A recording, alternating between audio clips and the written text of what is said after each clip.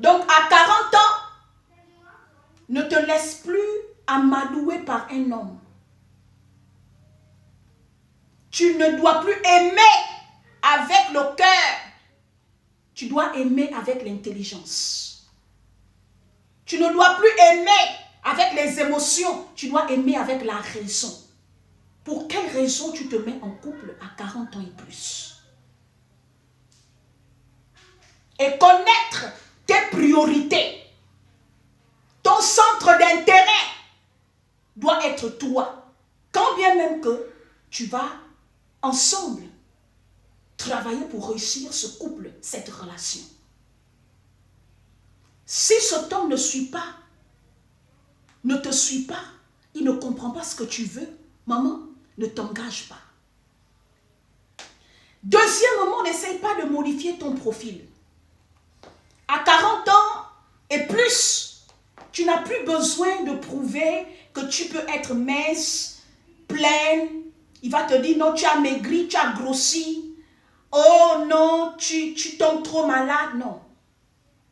Tu dois l'amener à accepter ton profil. S'il ne peut pas accepter ton profil, que tu sois mère célibataire ou bien que tu sois une maman sans enfant, il ne vient pas t'imposer des choses. Il doit t'accepter tel que tu es. Troisièmement, reste une femme naturelle.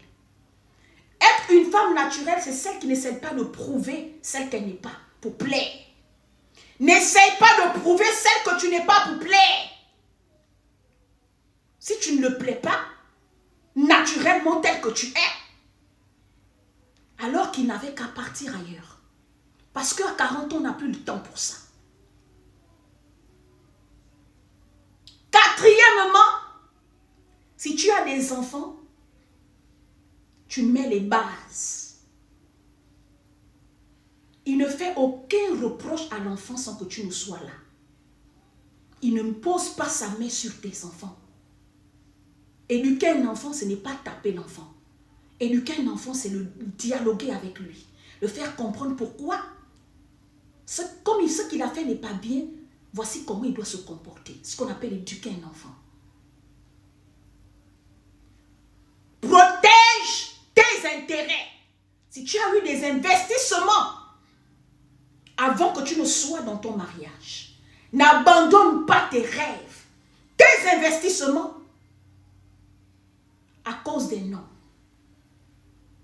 Beaucoup de femmes ont regretté d'avoir tout abandonné à plus de 40 ans et d'aller suivre l'amour.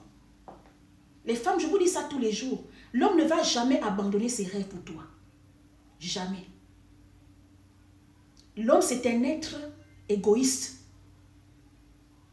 L'égoïsme peut être dans un bon sens comme dans un sens négatif.